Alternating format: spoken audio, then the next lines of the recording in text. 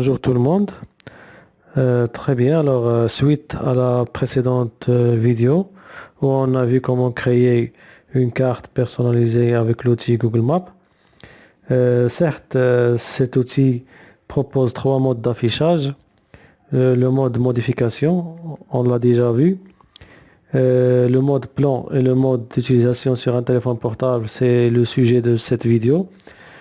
On a vu également deux méthodes de faire une géolocalisation, une basée sur les repères géographiques et la deuxième basée sur le nom ou bien l'adresse du repère.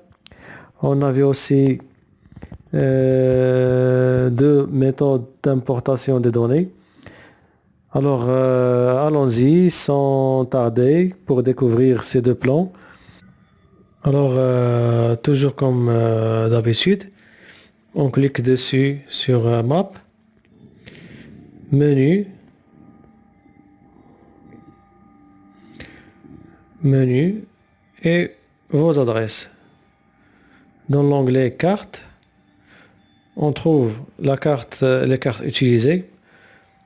Alors voilà la carte préparée l'autre fois, la carte préscolaire. Alors lorsque on clique dessus, on accède directement au mode téléphone portable. Alors pour accéder au mode plan, il faut ouvrir dans My Maps. Alors on clique dessus toujours. Voilà le mode plan. C'est celui-là. Alors on a la possibilité d'alterner entre le style d'affichage. Je peux afficher la carte plan ou bien la carte en satellite.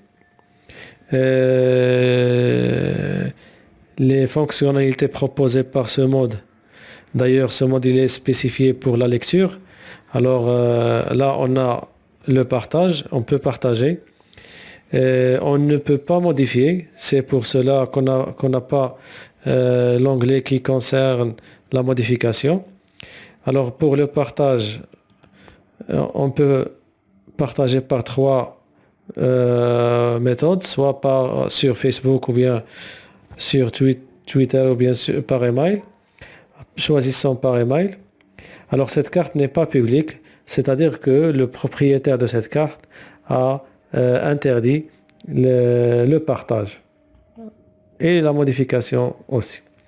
Alors là, on a les calques. Pour notre cas, on a trois calques. Je peux afficher comme je peux masquer une calque.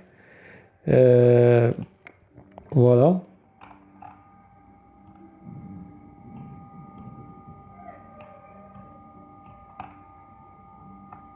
Voilà. Deuxième chose, je peux faire une recherche juste en cliquant sur la flèche dirigée vers le bas. Alors comme vous voyez, la première classe, les établissements qui offrent le préscolaire, le service du préscolaire.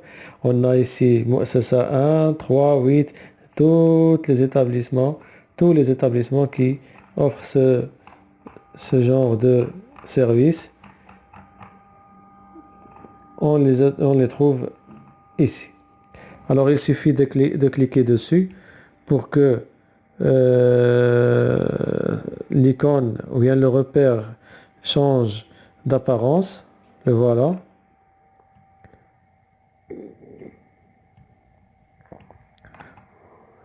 C'est l'établissement 80.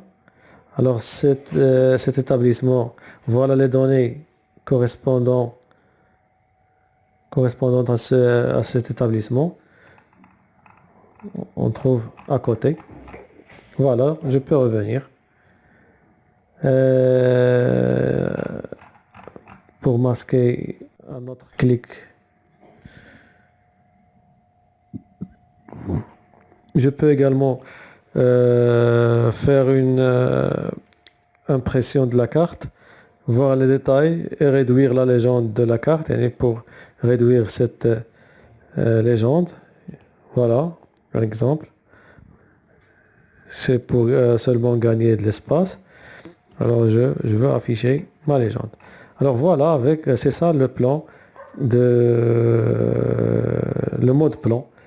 Alors pour le mode d'utilisation sur un téléphone portable, on va le voir tout de suite. En fait, l'utilisation sur un téléphone portable n'est pas très différente de l'utilisation sur PC. D'ailleurs, la seule différence, c'est que la version PC, on utilise une souris et pour le portable, on utilise évidemment l'écran du téléphone. Alors, tout simplement, il suffit de cliquer dessus sur l'icône Google Maps pour accéder à l'application. Voilà, on se retrouve nulle part. Alors, directement, on clique dessus sur enregistrer. Et après, on cherche la carte. Voilà. Et on aura la liste des cartes personnelles. On choisit celle qu'on veut, tout simplement, et on clique dessus. Alors automatiquement, l'affichage par défaut sera bien sûr l'affichage adapté à l'utilisation par téléphone. Et voilà, on aura l'affichage de notre carte. Comme vous voyez, l'affichage il est simple, lisible. On peut également afficher la légende de la carte, dont il y a les fonctionnalités nécessaires. Alors on aura le titre de la carte préscolaire pour notre cas, la possibilité de partager, aussi même la possibilité de masquer une calque ou bien de l'afficher bien sûr. Et voilà qu'on trouve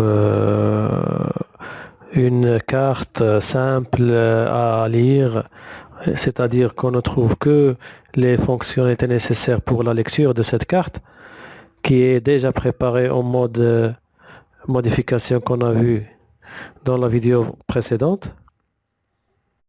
Donc prenons un exemple, je clique tout simplement au-dessus d'un repère et on peut remarquer dessous l'affichage du nom du repère ainsi que le titre de la carte et même la distance qui sépare mon point actuel et la destination, c'est-à-dire le repère en voiture.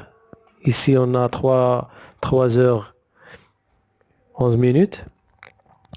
Et pour afficher plus d'informations, il suffit de cliquer sur plus d'informations. On aura accès à la liste des informations présentées par le concepteur de cette carte. Voilà, je refais le même exemple en prenant un autre repère où il y a plus d'informations. Et finalement, on peut même voir les photos. Il suffit toujours de cliquer dessus sur le repère en question. Et voilà. Et voilà, comme ça nous atteignons la fin de cette vidéo. Et j'espère que vous a été utile et si c'est le cas, je compte sur vous de laisser un petit j'aime et de partager aussi. Je vous remercie et je vous donne rendez-vous à un autre contenu, Inch'Allah. À bientôt.